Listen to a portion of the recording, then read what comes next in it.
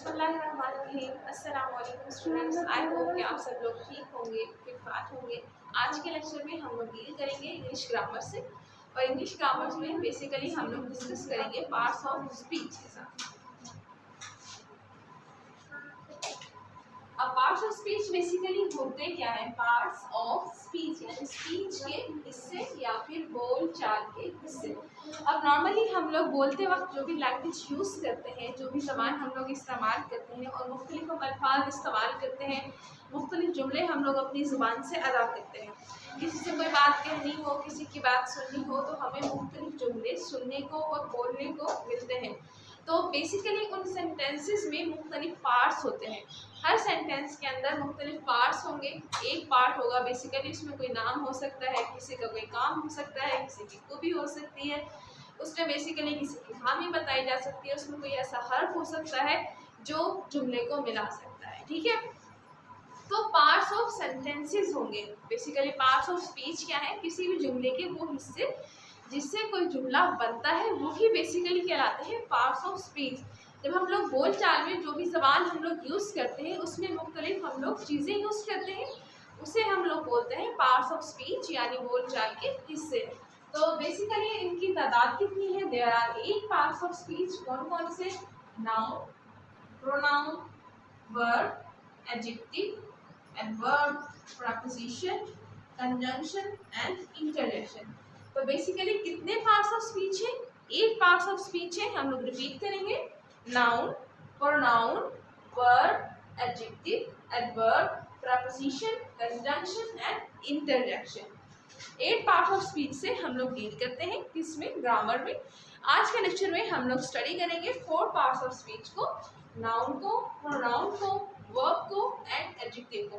कि बेसिकली जो English language है और जो इंग्लिश ग्रामर है उसमें ये 4 पार्ट्स ऑफ स्पीच किस तरीके से डील करते हैं और इनका क्या रोल। तो फर्स्ट ऑफ ऑल हम लोग स्टार्ट करते हैं नाउन से कि बेसिकली नाउन होता है क्या है? The definition of noun is the name of the person, place और a thing is called noun. किसी भी शख्स,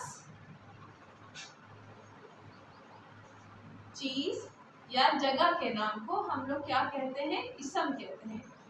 उर्दू में हम लोग नाउन को क्या बोलते हैं? इसम, यानी किसी का नाम। या तो वो जगह का भी हो सकता है, वो किसी शख्स का भी हो सकता है और वो किसी चीज़ का भी होता है।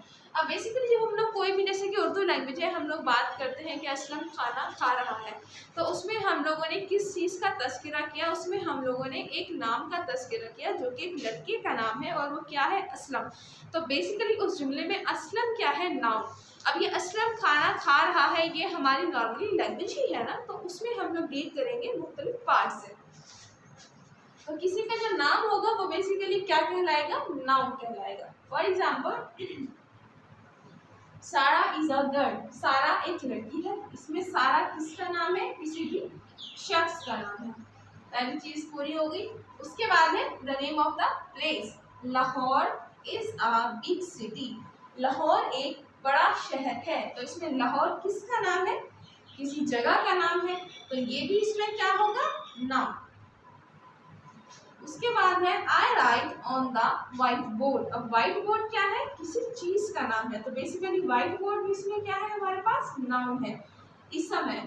तो Sara, Lahore and white board, these 3 are the nouns जो कि इंडिकेट कर रहे हैं किसी के नेम को, यानी the name of the person, place और a thing is called noun. जो किसी का नाम होगा, चाहे वो कोई सा भी नाम है, वो हम लोग कहते हैं नाउन को। उसके बाद है प्रोनाउन। अब प्रोनाउन क्या होता है? The word that is used instead of noun. कोई भी ऐसा लफ्ज जो नाउन की जगह पे इस्तेमाल होगा वो हमारे पास क्या कहलाएगा? Pronoun. For example, he, she, it, they वगैरह ये मुख्तलिफ प्रोनाउंस होती हैं। इन बेसिकली पार्ट्स ऑफ स्पीच की जो हम लोग टाइप्स पढ़े हैं, इनकी जो मजीद जो भी आगे टाइप्स होंगी वो हम लोग आगे नेक्स्ट लेक्चर में डिस्कस करेंगे। ठीक है, उसके बाद है क्या, मतलब हमने क्या पढ़ा कि प्रोनाउन की कितने टाइप्स हैं? काफ़ी सारे टाइप्स हैं, लेकिन वो हम लोग आगे जाके डिस्कस करेंगे। बेसिकली प्रोनाउन कौन कौन से हैं? ही हो गया, शी हो गया, इट हो गया, दे वगैरह, ये सब क्या है? प्रोनाउन।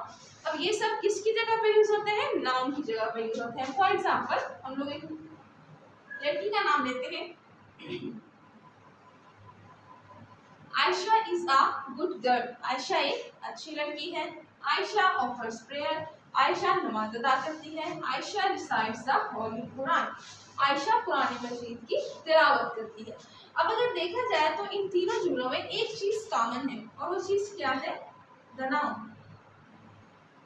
लड़की का जो नाम है उसको हम बार बार रिपीट करते हैं, तो इससे क्या है, इसमें क्या हो रही है, इन तीनों चीजों में रिपीटिशन हो रही है। अब रिपीटिशन को अवॉइड करने के लिए इससे क्या है, बोलने वाला भी बार बार आयशा का नाम ले रहा है और सुनने वाला भी बार बार उतार रहा है एक ही नाम सुन के। तो बेसिकली अपनी कन्वीनियंस के लिए और टू अवॉइड रिपीटिशन, अब बेसिकली हम लोग एक ही नाम बार बार रिपीट करते हुए हम लोग बेटर फील नहीं करते, इसलिए ग्रामर में इस सेंस को हम यूज करते हैं कि Ayesha is a good girl. हम लोग आयशा की जगह पे यहाँ पे लगा देते हैं शी। शी ऑफर्स प्रेयर, और यहाँ पे भी हम लोग आयशा की जगह पे क्या लगा देंगे? She recites the holy Quran, कि आयशा एक अच्छी लड़की है, वो नमाज पढ़ती है एंड वो कुरान मजीद की तिलावत। अब जो यहाँ पे शी है वो बेसिकली क्या कहलाएगा? प्रोनाउन कहलाएगा, यानी यहाँ पे जो शी है वो वर्ड यूज हो रहा है इंस्टेड ऑफ नाउन। यानी आयशा के नाम की जगह पे हम लोगों ने अपनी आसानी के लिए क्या यूज किया? ग्रामर में शी यूज किया कि Ayesha is a good girl, she offers prayer, she recites the holy Quran. तो ये वर्ड किसकी जगह पे यूज होगा? बेसिकली आयशा की जगह पे यूज होगा। तो the word that is used instead of noun is called pronoun. ठीक है, नाउन क्या था? इसम। प्रोनाउन क्या है? कोई भी लफ्ज इसम की जगह। उसके बाद है वर्ब। वर्ब बेसिकली क्या होता है? कोई भी काम जो होगा वो हम लोग डील करेंगे वर्ब से, यानी जो कोई भी काम है उसको हम लोग वर्ब की सेंस में यूज करेंगे। फॉर एग्जाम्पल इसकी हम डेफिनेशन देखते हैं पहले। A word used to describe an action, किसी भी काम को, किसी भी चीज को, स्टेट किसी की हालत को, एन अक्रेंस किसी की मौजूदगी को, एंड फॉर्मिंग और ये बनाता है the main part of sentence, जुमले का अहम हिस्सा जो हमारे पास होगा वो क्या होगा? वर्ब होगा। बिकॉज अगर हम लोग जुमले में किसी भी बात का तस्करा करते हैं तो अगर वो बात ही नहीं होगी तो वो सेंटेंस किस तरह पूरा होगा? ठीक है, अब फॉर एग्जाम्पल आयशा कपड़े धोती है, अगर हम ये करेंगे आयशा है धोती, हम लोग नहीं लगाते कि भाई कपड़े धोती है, तो बेसिकली हम लोग काम को अधूरा छोड़ेंगे, यानी जब तक वर्ब नहीं होगा सेंटेंस का जो वर्ब है वो क्या है? Main part of the sentence है। A word used to describe an action, state, an occurrence and forming the main part of a sentence, यानी ये मेन पार्ट बनाएगा और उसके बेसिकली किसको डिस्कस करेगा? नाउन के अगर कोई काम हो रहा है। An action word is called verb, ये भी हम लोग डेफिनेशन यूज कर सकते हैं वर्ब के लिए। फॉर एग्जाम्पल हेयर सुनना, बिकम होना, सिंग गाना, ये तमाम तीनों चीजें क्या है? किसी भी नाउन के कोई भी काम है, तो जो काम होगा वो क्या कहलाएगा? बेसिकली वर्ब कहलाएगा। फॉर एग्जाम्पल असलम इसमें क्या है? नाउन। इज प्लेइंग, असलम खेल रहा है hockey, Aslam is playing hockey, Aslam hockey खेल रहा है। तो इसमें जो प्लेइंग होगा ये क्या होगा? वर्ब, बिकॉज ये बेसिकली उसकी स्टेट को कि वो किस हालत में है, वो हॉकी खेल रहा है, वो इस हालत में क्या कर रहा है? वो खेल रहा है। उसकी एक्शन को भी डिस्कस करेगा, वो स्टेट को भी डिस्कस करेगा और उसकी अकरेंस को भी कि बेसिकली उस मौके पे हो क्या है। तो क्या हो रहा है? हॉकी खेल रहा है, ये काम हो रहा है। तो बेसिकली प्लेइंग क्या होगा? इसमें वर्ब होगा। Aslam is playing hockey and playing is a verb. Next हम लोग एक एग्जांपल देखते हैं, जोया इज डांसिंग। तो जोया इसमें क्या है? नाउन। तो नाउन क्या करेगा? कोई भी एक्शन करेगा और वो एक्शन क्या है? वर्ब, यानी जोया इज डांसिंग में डांसिंग जो होगा वो क्या होगा? वर्ब होगा। रूबी इज ईटिंग, रूबी क्या है? नाउन है, क्योंकि ये किसी भी पर्सन का नाम है, ये लड़की है। एंड इज ईटिंग, ईटिंग में क्या? ईटिंग क्या होगा? ये कोई वर्ब होगा, बिकॉज ये रूबी के काम को जाहिर कर रहा है कि वो खाना खा रही है। तो यार उसके बाद है एडजेक्टिव। एडजेक्टिव बेसिकली क्या है? जो किसी भी चीज की खासियत को बताएगा, खासियत से डील करेगा, किसी की खूबी के बारे में बताएगा या किसी की खामी के बारे में बताएगा। A word that describes the traits, qualities and number of a noun, यानी बेसिकली ये नाउन की खासियत से डील करेगा, नाउन की क्वालिटी से, उसके नंबर से और उसके ट्रेड से डिस्कस करेगा, वो क्या कराएगा, एडजेक्टिव। यानी अगर किसी भी शख्स में यानी किसी भी नाउन में कोई खूबी है या कोई खामी है तो उसको हम लोग नाम देते हैं एडजेक्टिव का, ठीक है। अब फॉर एग्जांपल, जरे गुल इज अ ब्यूटीफुल गर्ल। जरे गुल एक खूबसूरत लड़की है।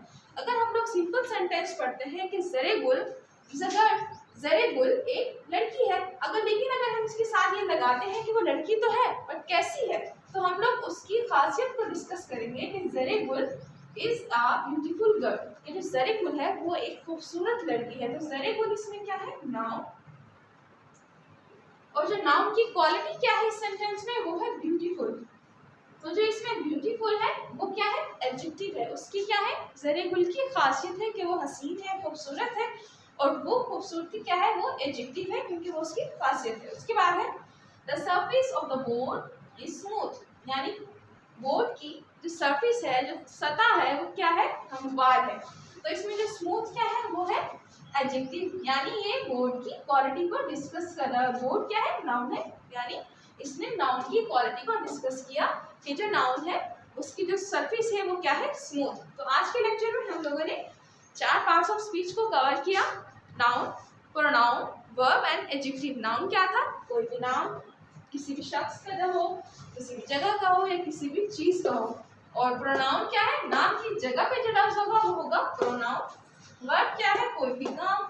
एडजेक्टिव क्या है, नाउन की खासियत, यानी नाम, काम, खासियत और नाम की जगह पर इस्तेमाल होने वाले हमने 4 चीज़ों को यूज़ किया, noun, pronoun, verb and adjective. I hope कि आप लोगों को ये 4 पार्ट्स ऑफ स्पीच क्लियर होंगे। नेक्स्ट लेक्चर में हम लोग मजीद डिस्कस करेंगे 4 पार्ट्स ऑफ स्पीच को, preposition, conjunction, interjection and adverb को। अगर आपका कोई क्वेश्चन है ग्रामर के related, you can ask me, मैं आपको गाइड करूंगी। आप लोग कमेंट सेक्शन में अपना वो क्वेश्चन मुझे भेज सकते हैं। अल्लाह हाफिज़।